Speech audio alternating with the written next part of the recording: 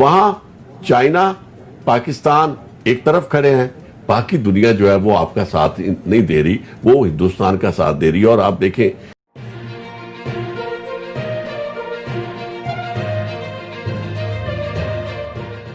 ये अब कोई ऑप्शन नहीं है सिवाय इसके कि वो पाकिस्तान को एक दफ़ा फिर जो है ना वो तंग करने के हवाले से या फॉल्स फ्लैग ऑपरेशन या पाकिस्तान के खिलाफ छोटे लेवल की जंग शुरू करके कोई असल मकसद यह है कि अपने अवाम की तवज्जो उठाई जाए, किस तरीके से जो एम्बैरसमेंट हुई उसको दूर किया जाए।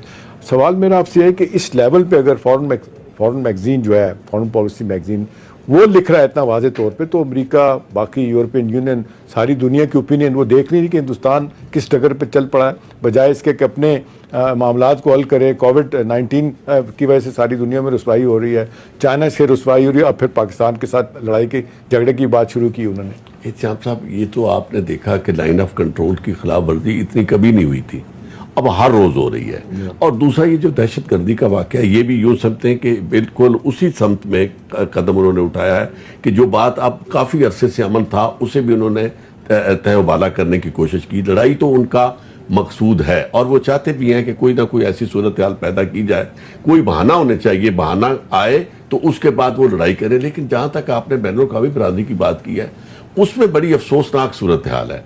वहाँ चाइना पाकिस्तान एक तरफ खड़े हैं, बाकी दुनिया जो है वो आपका साथ नहीं दे रही, वो हिंदुस्तान का साथ दे रही है। और आप देखें कितना बड़ा वो तो इस्लाम ही था ना, मजहब की बुनियाद पे वो फायदा उठा रहे हैं। साहब ये बताएं, जो पाकिस्तान के साथ पूरा उनका एफर्ट है कि पाकिस्तान को दबाव में लाया जाए, वो कहते हैं जी पाकिस्तान को घुस के मारेंगे, ये दावे करते रहे थे, 56 इंच की मेरी छाती है मोदी कहा करता था। अभी सवाल ये है कि वो सब कुछ करने के बावजूद उनको लग रहा है कि किसी तरह भी वो पाकिस्तान पे टेक ऑन नहीं कर सकते, और यही वजह है कि वो फ्रस्ट्रेशन बढ़ रही है, यही वजह है कि क्रिटिसिज्म भी बढ़ रहा है, और यही वजह है कि वो तलाश कर रहे हैं कुछ छोटा जिसको कहते हैं मोहरा या छोटा किस्म का बहाना बना के वो पाकिस्तान पे किसी लेवल पे हमला करने की कोशिश करें। आपके ख्याल में ये करने की पोजीशन में है वो? मैं आपको एक अर्ज करूं, जो सब के लिए बड़ी खुशी की बात, हम सब के लिए बहुत ज़्यादा ओवर कॉन्फिडेंस की नहीं, लेकिन एक बड़ी एतमाद की बात यह है कि जब जितनी भी मिस एडवेंचर्स की है इंडिया ने इन दिनों में मोदी के इक़्तिदार में आने के बाद, उस सब में उन्हें वो कुछ मुंह की खानी पड़ी है। और ये बहुत बड़ी मैं समझता हूँ फतह है पाकिस्तान की अब तक अखलाकी तौर पर। हिंदुस्तान में बहुत ज़्यादा डिमोरलाइजेशन हो रही है। अब ये मैं आपसे एग्री करता हूँ कि बुनियादी तौर पर जब पब्लिक डिमोरलाइजेशन होती है और लोगों उन्हें नजर आता है कि भाई जिस मैंडेट के जरिए हम आए हैं वो हमसे छिनता जा रहा है, और लोग अब वोट उनको उस तरह नहीं पड़ते। इनक्रेडिबल इंडिया, शाइनिंग इंडिया कहाँ है? हाँ, हर चीज। अच्छा, मईशत वाला मामला वो भी खत्म हो गया, चूंकि ये तो जायंट बनाना चाहता था। इसका वो मंसूबा जो था कि पूरी हिंदुस्तान के अंदर इसने बाकायदा जाल फैलाना था अर्बनाइजेशन का, हर जगह टाउन्स बनाने थे, इलेक्ट्रिसिटी हर चीज देनी थी। और 2020 में ख्वाब था इनका वर्ल्ड पावर बनने का। यानी बड़े बड़े शहरों में टॉयलेट्स नहीं है जी, 50% लोग टॉयलेट से महरूम हैं। अच्छा, वो अब सिटी लाइक बॉम्बे, कलकत्ता, दिल्ली। तो इस तरह की गुर्बत और उसके बाद फिर इस तरह की डिमोरलाइजेशन, और हो क्या रहा है, खुद इंडियन दानिश्वर वो कुछ कह रहे हैं और आम आदमी, इवन हिंदू जो लोग हैं वो उस अंदाज में सोच रहे हैं, और जो जिस अंदाज में दुनिया सोच रही है और उनकी गुफ्तगू सुन के बंदा बिल्कुल काफी लोग हौसला होता है कि वो वासेदर। राहुल गांधी जो है वो कांग्रेस का लीडर, उसने नरेंद्र मोदी को सरेंडर मोदी कहना शुरू कर दिया।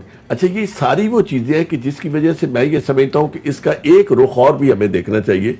एक तो ये है ना कि वो कोशिश कर रहा है कि इस तरह जब जितना ज्यादा प्रेशर में ला सकता है पाकिस्तान को वो लाए, और क्योंकि पाकिस्तान प्रेशर में आ नहीं रहा, उसकी वजह यह कि पाकिस्तान के अपने अवाम जो है उनके अंदर जो भी कमजोरियां हो, लेकिन हिंदुस्तान के मामले में मुतहद है। आपकी फौज बाहर सूरत बड़ी मजबूत फौज है और उनके अंदर मुराल भी बड़ा हाई है, अभी तक बहुत ताकतवर फौज है।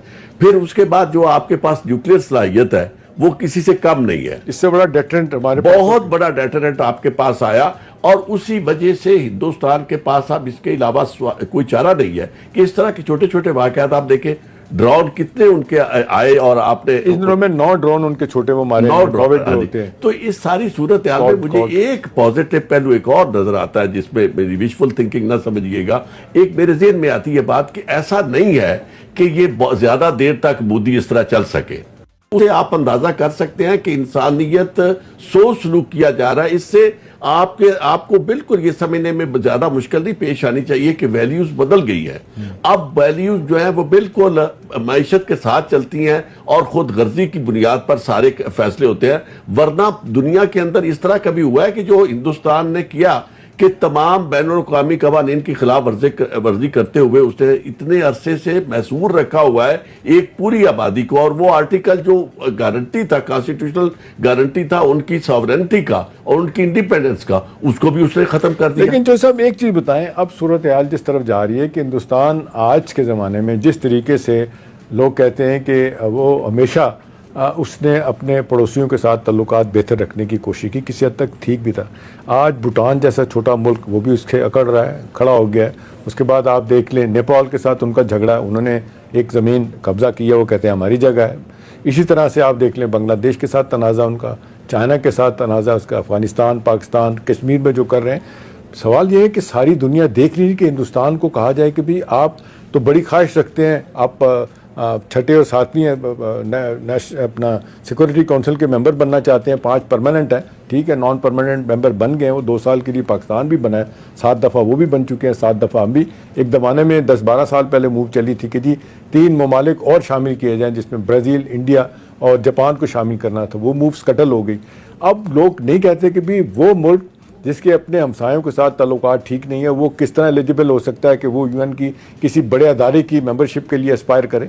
नहीं, बात यह है कि वो कभी भी मेंबर मुस्तकिल बुनियादों पे तो बन नहीं सकेगा। उसकी वजह यह है कि बैनुल-अक़वामी कानून ये है कि आपके अगर अपने हमसायों के साथ झगड़े चल रहे हैं मुस्तकिल किस्म के, तो और ख़ास तौर पे जब सिक्योरिटी काउंसिल की अपनी करारदादें मौजूद हैं इंडिया के खिलाफ, तो वो तो पॉसिबिलिटी मुझे बहुत दूर नज़र आती है। लेकिन जहाँ तक बैनुल-अक़वामी बरादरी का इस मामले में साथ देना, इंसानियत का साथ देना है और उन इलाकों का जहाँ वो गासबाना कब्जा करने की कोशिश कर रहे हैं, वो मुझे सिर्फ एक सूरत नज़र आती है कि आहिस्ता आहिस्ता वो जो तहरीकें हैं जहाँ जहाँ, अब जिस तरह चाइना को इन्होंने छेड़ा और चाइना आगे आया है, इसी तरह बाकी इलाके जो है उसके अंदर मूवमेंट्स जो है वो आए, और वो मूवमेंट जो पहले किसी ज़माने में चली थी खालिस्तान की मूवमेंट, वो भी उसी तरह अपनी आग पकड़े। फिर हिंदुस्तान के अपने मसाइल, जिस तरह उन्होंने इस वक्त कानून की जिस तरह के कवानीन उन्होंने बनाने की कोशिश की, सिटीजनशिप एक्ट जो लेके आया, उसकी वजह से उसके अंदर से नफरतें जो अब जन्म ले रही हैं, उस वजह से मैं ये समझता हूँ कि दुनिया उस वक्त मुदाखलत करेगी जब उन्हें हालात इस तरह के नजर आएंगे कि वहाँ जो उनका जो यानी उनके अंदर कुव्वत है वो उन्हें मिसमार होती हुई नजर आएगी, और उन्हें नजर आएगा कि हिंदुस्तान जो है वो बाकायदा रिजेंट कर रहा है इस तरह की मूव जो फाशिस्ट मूव है। अदरवाइज मैं नहीं समझता कि इन हालात में तो वो इसे कहते हैं जी हर मामला हिंदुस्तान का वो अंदरूनी मसला समझते हैं। और एक और चीज जो हमारे जिम्मे पड़ती है, आज तक हम ऐसी सूरत हाल पैदा होने के बावजूद पूरी दुनिया में अपना वो यानी इस आइडिया को सेल नहीं कर सके, और इन चीजों को हम उतना रूशनास पूरी दुनिया। एक चीज अभी चाइना का आपने बड़ा इंपॉर्टेंट जिक्र किया चौधरी साहब। अब देखें चाइना ने जिस तरीके से यूनाइटेड नेशन में बड़ी कंडमनेशन हुई, जो वाकया अगले दिन हमारे स्टॉक एक्सचेंज पे जो हमला किया गया, पाकिस्तान की हुकूमत ने, सब ने कहा कि हिंदुस्तान की तरफ से सब कुछ कराया गया है, वहाँ पे एक मूव चली, वहाँ पे हिंदुस्तान ने पूरी कोशिश की यूनाइटेड नेशन में कि इसको कंडेम ना कराया जाए, लेकिन चाइना ने पूरा जोर लगा के उसकी भरपूर कंडमनेशन आई वहाँ पे कि ये दहशतगर्दी का हमला है। सवाल ये है कि हिंदुस्तान ने दहशतगर्दी भी करवाई, उसके बाद से ये इल्ज़ाम भी पाकिस्तान पे लगा दिया। ठीक है, उनका मीडिया बुरे तरीके से एक्सपोज हो रहा है, इंटेलिजेंशिया और बाकी सब लोग उनको थे हिंदुस्तान के कॉन्टेक्स्ट में, और चाइना की बात हो रही थी। मैं ये समझता हूँ कि ताकत का तवाज़ुन बदलने वाला है, और ख़ास तौर पर इसमें कोरोना ने बहुत बड़ा रोल प्ले किया है। अमेरिका के अंदर 2 वाक़यात, कोरोना की वजह से अमवात और कोरोना की वजह से जो इतना बड़ा क्राइसिस आया है, और उसके बाद वहाँ जो इकोनॉमिक क्रंच बड़ा ज़बरदस्त जो देखा जा रहा है, उसके साथ साथ 4 करोड़ लोग बेरोजगार हो गए, नहीं आप देखें। और फिर दूसरा जो हुआ है, ये जो नस्ल परस्ती वाले वाक़यात हैं, ये पहले भी चल रहे थे बड़े अरसे से, वहाँ इस तरह के जॉर्ज फ्लॉयड से पहले भी वाक़यात हो रहे थे, लेकिन इन चंद वाक़यात ने तो इतना बड़ा गंभीरता बना दिया। मैं समझता हूँ कि अब अमेरिका के अंदर, एक तो मुझे नहीं लगता कि ये जो मौजूदा प्रेसिडेंट है, चाइना के मसले पे अमेरिका बिल्कुल हिंदुस्तान के साथ खड़ा नहीं हुआ। हाँ। इतनी मार लगी, बड़ा उन्होंने, मैंने देखा क्रिटिसिज्म भी आया कि जी वो हम तो बड़े उनके स्ट्रेटेजिक लाई हैं उनके अमेरिका ने कोई बयान भी नहीं दिया इस पर। नहीं, उसकी वजह यह है कि अमेरिका के अंदर इतनी अब स्ट्रेंथ नहीं है कि वो इस अंदाज में खड़ा होकर किसी का साथ दे सके, चाहे वो हिंदुस्तानी हो। तो इसी वजह से जो मेरे ज़हन में बात आती है वो ये है कि आने वाले दिनों में जो ताकत का तवाज़न है वो टिल्ट हो रहा है चाइना की तरफ। चाइना एक बड़ी मैशत के तौर पर उभर रहा है, और मेरा ख्याल है कि के साथ मैशत से मुझे याद आया जो साहब, वो अपना वर्ल्ड बैंक IMF की रिपोर्ट से बताती हैं कि 2019 में पूरी दुनिया की जो GDP ग्रोथ है उसमें, ग्लोबल ग्रोथ GDP की, उसमें 98% हिस्सा जो है ना वो चाइना का था, 2% बाकी दुनिया का था। अब देख लें कि कितनी बड़ी इकोनॉमिक पावर बन गया वो। अब आप देखें कि ये जो वाक़या हुआ, अब वबा आई, इस वबा को भी आप ये समझे कि बाय डिफॉल्ट जो फायदा है वो चाइना को पहुंचा है। चाइना मुतासर हुआ कुछ अरसे के लिए, लेकिन वहां चूंकि कंट्रोल है बड़ा, उन्होंने इस अंदाज में कंट्रोल किया कि अब वो कंट्रोल करने के बाद पूरी दुनिया को जो जरूरतें इस वक्त नई जरूरतें पैदा हुई हैं इस वबा की वजह से, वो केटर फार कर रहा है चाइना। तो चाइना इन दिनों में भी उसकी इकोनॉमी बूम कर रही है, जबकि दूसरी दुनिया